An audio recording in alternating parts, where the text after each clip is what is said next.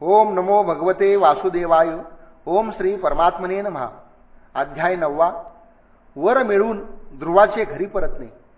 मैत्रेय म्हणाले, भगवंतांनी अशा प्रकारे आश्वासन दिल्यानंतर देवतांचे भय नाहीसे झाले आणि त्यांना प्रणाम करून ते स्वर्गलोकात गेले. त्यानंतर विराट स्वरूप भगवान गरुडावर आरूढ होऊन आपल्या भक्ताला भेटण्यासाठी मधुवनात आले. त्यावेळी ध्रुव तीव्र योगाभ्यासाने एकाग्र झालेल्या बुद्धीने भगवंताच्या विजयसारख्या दैदिप्यमान अशा ज्या मूर्तींचे आपल्या हृदय कमलामध्ये ध्यान करीत होता ती एकाएकी अदृश्य झालेली पाहून त्याने जेव्हा डोळे उघडले तेव्हा लगेच भगवंताचे ते स्वरूप त्याने बाहेर आपल्या समोर पाहिले. प्रभूंचे दर्शन झाल्याने ध्रुव गडबडून गेला. त्याने जमिनीवर साष्टांग लोटांगण घातली. नंतर तो अशा प्रकारे प्रेमपूर्ण दृष्टीने त्यांच्याकडे पाहू लागला की जणू नेत्रांनी त्यांना पिऊन टाकावे, मुखाने त्यांचे चुंबन घ्यावे आणि हाताने त्यांना आलिंगन द्यावे. तो हात जोडून प्रभूंच्या समोर उभा होता आणि त्यांची स्तुती करावी असेही त्याला वाटत होते, परंतु कशी करावी हे त्याला कळत नव्हते. सर्वांतर्यामी हरीनी त्याचे मनोगत जाणले आणि कृपापूर्ण आपल्या वेदमय शंखाचा त्याच्या गालाला स्पर्श केला. भविष्यकाळात अढळ पद प्राप्त होणार असलेल्या ध्रुवाला त्याच क्षणी दिव्यवाणी प्राप्त झाली. जीव आणि ब्रह्म यांच्या स्वरूपाविषयी निश्चय झाला. तो अत्यंत भक्तिभावाने विश्वविख्यात कीर्तिमान श्रीहरींची स्तुती करू लागला.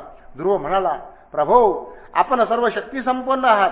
आपणच माझ्या अंतकरणात प्रवेश करून आपल्या तेजाने माझ्या या सुप्त वाणीला जागृत केली.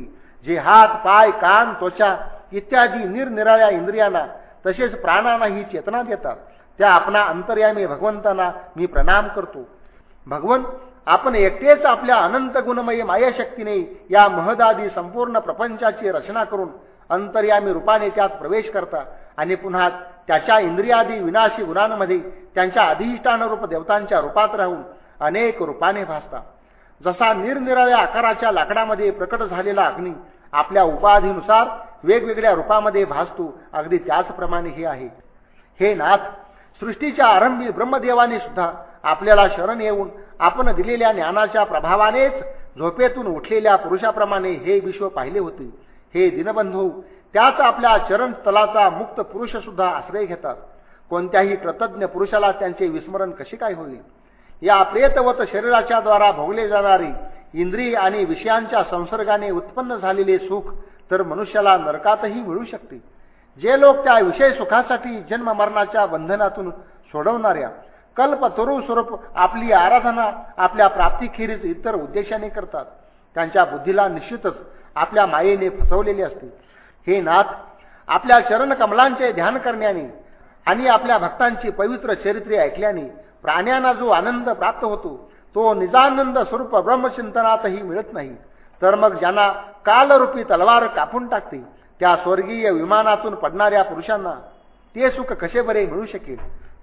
हे अनंता, मला आपण ज्यांचा आपल्यामध्ये अखंड भक्तिभाव आहे त्या विशुद्ध हृदय महात्म्या भक्तांचा संग द्या. त्यांच्या संगतीमध्ये मी आपल्या गुण आणि लीलांचे कथामृत पिऊन पिऊन धुंद होऊन जाईल आणि सहजपणे या अनेक प्रकारच्या दुःखांनी पूर्ण संसार सागराच्या पैल तीराला पोहोचेन. हे कमलनाभा, ज्यांचे चित्त आपल्या चरण कमलांच्या सुगंधामध्ये तल्लीन झाले आहे त्या महानुभावांची जे लोक संगती करतात त्यांना आपल्याला अत्यंत प्रिय असणारे हे शरीर आणि त्याच्याशी संबंधित पुत्र, मित्र, घर, द्रव्य, पत्नी इत्यादींची आठवणही होत नाही. हे अजन्मा परमेश्वरा, मी पशु, वृक्ष, पर्वत, पक्षी, सरपटणारे प्राणी, देव, दैत्य, मनुष्य आदींनी परिपूर्ण तसेच महदादी अनेक कारणांनी उत्पन्न झालेल्या आपल्या या स्थूल विश्वरूपालाच फक्त जाणतो. याच्या पलीकडे जे आपले परम स्वरूप आहे, जेथे वाणी पोहोचू शकत नाही, त्याचे मला ज्ञान नाही. भगवन, प्रलयकाली योगनिद्रेमध्ये स्थित असलेला जो परमपुरुष या संपूर्ण विश्वाला आपल्या उदरात लीन करून घेऊन शशाबरोबर त्याच्याच अंगावर शयन करतो, तसेच ज्याच्या नाभी समुद्रातून प्रकट झालेल्या सर्व लोकमय सुवर्णवर्ण कमलापासून परम तेजोमय ब्रह्मदेव उत्पन्न झाला, ते भगवंत आपणच आहात. मी आपल्याला नमस्कार करतो. प्रभो, आपण आपल्या अखंड चिन्मय दृष्टीने बुद्धीच्या सर्व अवस्थांचे साक्षी आहात. तसेच नित्यमुक्त शुद्ध सत्वमय सर्वज्ञ परमात्म स्वरूप निर्विकार आदी पुरुष सदाश्वर्य संपन्न आणि तिन्ही गुणांचे अधीश्वर आहात. आपण जीवापासून सर्वथैव वेगळे आहात. तसेच विश्वाच्या स्थितीसाठी यज्ञाचा अधिष्ठाता अशा विष्णू रूपाने विराजमान आहात. आपल्या ठिकाणीच विद्या अविद्या इत्यादी विरुद्ध गती असणाऱ्या अनेक शक्ती क्रमाने निरंतर प्रकट होत असता आपण मात्र जगाचे कारण अखंड अनादी अनंत आनंदमयी निर्विकार ब्रह्मस्वरूप आहात. मी आपणास शरण आलो आहे. भगवन, आपण परमानंद मूर्ती आहात असे समजून जे लोक निष्काम भावाने आपले निरंतर भजन करतात त्यांच्यासाठी राज्यादी भोगांपेक्षाही आपल्या चरण कमलांची प्राप्ती हे भजनाचे खरे फळ आहे. स्वामी, असे असले तरी जशी गाय आपल्या नुकत्याच जन्मलेल्या वासराला दूध पाजते आणि वाघ इत्यादीपासून त्याचा बचाव करते, त्याचप्रमाणे आपण सुद्धा भक्तांवर कृपा करण्यासाठी नेहमी उत्सुक असल्यामुळे आमच्यासारख्या सकाम जीवांच्याही इच्छा पूर्ण करून त्यांचे संसार भयापासून रक्षण करीत असता. मैत्रेय म्हणाली, जेव्हा शुभ संकल्प असणाऱ्या बुद्धिमान ध्रुवानी याप्रमाणे देवाची स्तुती केली तेव्हा भक्त वत्सल भगवान त्याची प्रशंसा करीत म्हणाली. श्री भगवान म्हणाली, व्रताचे उत्तम पालन करणाऱ्या राजकुमारा, मी तुझ्या हृदयातील संकल्प जाणतो. त्या पदाची प्राप्ती होणे जरी दुरापास्त आहे तरी सुद्धा मी तुला ती देतो, तुझे कल्याण असो. बाळा, ज्या तेजोमय अविनाशी लोकाला आजपर्यंत कोणी प्राप्त केले नाही, ज्याच्या चारी बाजूनी ग्रह नक्षत्र आणि तारांगणयुक्त ज्योतिषचक्र अशा प्रकारे प्रदक्षिणा करीत असते, ज्याप्रमाणे धान्य मळणी खुंट्याच्या चारी बाजूनी बैल फिरत असतो, अवांतर कल्पांपर्यंत राहणाऱ्या अन्य लोकांचा नाश झाल्यानंतरही जो स्थिर राहतो, तसेच तारागणासहित धर्म, अग्नी, कश्यप आणि शुक्र आदी नक्षत्रे तसेच सप्तर्षिगण ज्याची प्रदक्षिणा करतात तो ध्रुवलोक मी तुला देतो. येथे सुद्धा जेव्हा तुझे वडील तुला राज्य देऊन वनात जातील तेव्हा तू 36,000 वर्षांपर्यंत धर्मपूर्वक पृथ्वीचे पालन करशील. तुझ्या इंद्रियांची शक्ती जशीच्या तशी कायम राहील. पुढे जेव्हा तुझा भाऊ उत्तम शिकार खेळताना मारला जाईल तेव्हा त्याची माता सुरुची पुत्र प्रेमाने वेडी होऊन जंगलात त्याचा शोध करीत असताना अग्नीमध्ये प्रवेश करील. यज्ञ माझी प्रिय मूर्ती आहे. तू अनेक मोठमोठ्या दक्षिणा द्याव्या लागणाऱ्या यज्ञांनी माझे पूजन करशील आणि येथे उत्तमोत्तम भोग भोगून शेवटी माझे स्मरण करशील. यामुळे तू शेवटी संपूर्ण लोकांना वंदनीय आणि सप्तर्षींच्याही वर असलेल्या माझ्या निज धामाला जाशील. तिथे गेल्यावर पुन्हा संसारात यावे लागत नाही. मैत्रेय म्हणाला, ध्रुवाकडून अशा प्रकारे पूजित झालेले भगवान श्री गरुडध्वज त्याला आपले पद प्रदान करून तो पाहत असतानाच आपल्या लोकी गेली. प्रभूंच्या चरणसेवेने संकल्पित वस्तू प्राप्त झाल्यामुळे जरी ध्रुवाची इच्छा पूर्ण झाली तरी काहीशा अप्रसन्न चित्ताने तो आपल्या नगराकडे परत आला. विदुराने विचारले, ब्रह्मन, मायापती श्रीहरींचे परमपद अत्यंत दुर्लभ आहे आणि त्यांच्या चरण कमलांच्या उपासनेमुळेच तर ते मिळते. सारासार जाणणाऱ्या ध्रुवाला एका जन्मातच ते परमपद मिळून सुद्धा तो स्वतःला अकृतार्थ का मानत होता. मैत्रेय म्हणाली, आपल्या सावत्र मातेच्या वाग्बाणाने ध्रुवाचे हृदय घायाळ झाले होते. त्याचे स्मरण होऊन त्याने मुक्तिदात्या श्रीहरीकडे मुक्ती मागितली नाही, म्हणून त्याला आपल्या या चुकीबद्दल पश्चाताप झाला. ध्रुव मनात म्हणू लागला, सनकाधिक नैष्टिक ब्रह्मचारी सुद्धा जे पद समाधीने अनेक जन्मानंतर प्राप्त करतात ती भगवतचरणांची छाया मी 6 महिन्यातच प्राप्त केली, परंतु चित्तामध्ये दुसरी वासना असल्यामुळे मी पुन्हा त्या पदापासून दूर गेलो. अहो, मज अभाग्याचा केवढा हा मूर्खपणा.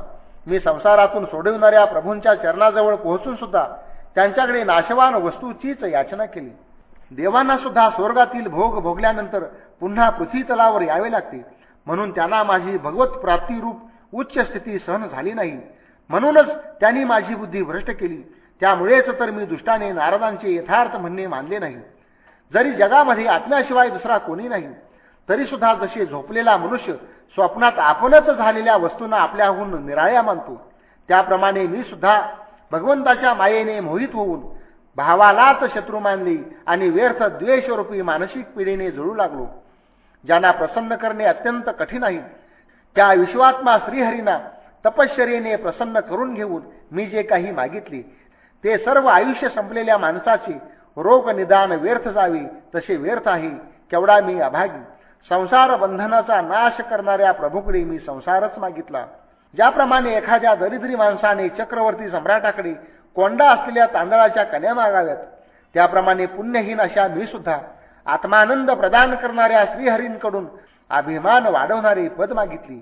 मैत्रेय म्हणाली, बाबा रे, तुझ्याप्रमाणे जे लोक श्री मुकुंदाच्या चरण कमल रजांचे सेवन करतात आणि ज्यांचे मन आपोआप आलेल्या सर्व परिस्थितीमध्ये संतुष्ट राहते ते भगवंताकडून त्यांच्या सेवेशिवाय आपल्यासाठी दुसरा कोणताही पदार्थ मागत नाहीत. इकडे जेव्हा राजाने ऐकले की आपला पुत्र ध्रुव घरी परत येतो आहे, तेव्हा त्याचा या गोष्टीवर जसा यमलोकाहून कोणी परत आलाही या गोष्टीवर विश्वास बसत नाही, तसाच विश्वास बसला नाही. त्याने असा विचार केला की मज अभाग्याचे एवढे भाग्य कुठून असणार. परंतु त्याचा देवर्षी नारदाच्या सांगण्यावर विश्वास असल्यामुळे तो आनंदाने वेडा झाला. त्याने अत्यंत प्रसन्न होऊन ही बातमी आणणाऱ्याला एक बहुमूल्य रत्नहार दिला.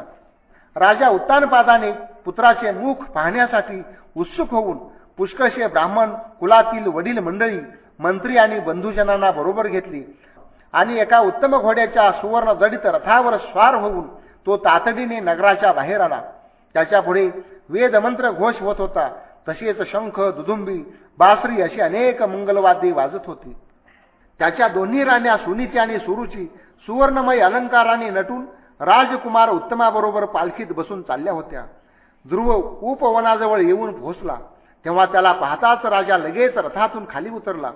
पुत्राला पाहण्यासाठी तो पुष्कळ दिवसांपासून उत्कंठित होता. त्याने लगेच पुढे होऊन प्रेमभराने निश्वास टाकीत ध्रुवाला आपल्या मिठीत घेतली, कारण आता प्रभूच्या चरण स्पर्शाने ध्रुवाचे सर्व पाप बंधन नष्ट झाले होते. राजाची एक मोठी इच्छा पूर्ण झाली होती.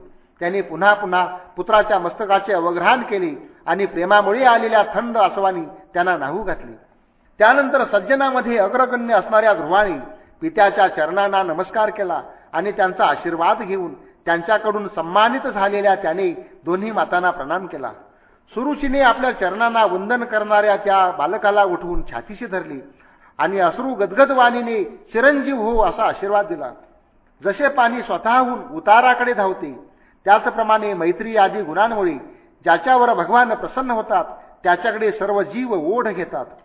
इकडे उत्तम आणि ध्रुव दोघेही प्रेमभरित अंतकरणाने एकमेकांना भेटली. एकमेकांच्या अंगाचा स्पर्श झाल्याने दोघांच्याही शरीरावर रोमांच उभे राहिले आणि नेत्रातून वारंवार अश्रूंच्या धारा वाहू लागल्या. ध्रुवाची आई सुनीती आपल्या प्राणाहूनही प्रिय पुत्राला मिठी मारून सगळे दुःख विसरली. त्याच्या अंगाच्या स्पर्शानेच तिला मोठा आनंद झाला. हे वीरवरा, सुनीतीच्या नेत्रातून वाहणाऱ्या मंगल आनंदाश्रूंनी त्या वीरमातेचे स्तन भिजून गेले आणि त्यातून वारंवार दुधाच्या धारा वाहू लागल्या. त्यावेळी नगरवासी लोक तिची प्रशंसा करीत म्हणू लागली, महाराणी, आपला पुत्र पुष्कळ दिवस हरवला होता. मोठ्या भाग्याने तो आता परत आला आहे. हा आम्हा सगळ्यांचे दुःख दूर करील. दीर्घ काळपर्यंत हा भूमंडळाचे रक्षण करील. आपण निश्चितच शरणागतांचे दुःख दूर करणाऱ्या श्रीहरींची उपासना केली आहे. त्यांचे निरंतर ध्यान करणारे धैर्यवान परम दुर्जय अशा मृत्यूवरही जय मिळवतात. अशा प्रकारे सर्व लोक ध्रुवाबद्दल आपले प्रेम प्रगट करीत होते.